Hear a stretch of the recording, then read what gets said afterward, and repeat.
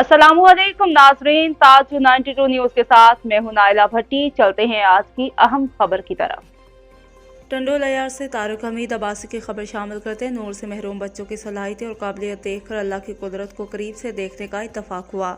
नूर से महरूम बच्चे नूर अल्लाह की नूर से इस माशरे को देखकर अपनी ज़िंदगी गुजरते हुए देखा है। इन बच्चों में छुपा हुआ टैलेंट ज़बरदस्त है।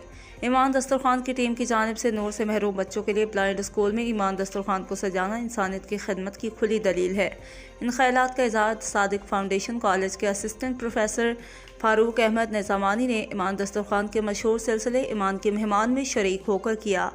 उनका मज़ीद कहना था कि ईमान दस्तरखान पर पहुँच कर अल्लाह के उन बंदों की खिदमत करके सुकून मिला। ईमान के रोह रवा अब्दुल हमीद अब्बासी ने मुझे ईमान दस्तरखान पर मदऊ करके अल्लाह के मुसाफिर फरिश्तों से मिलने का मौका अता किया।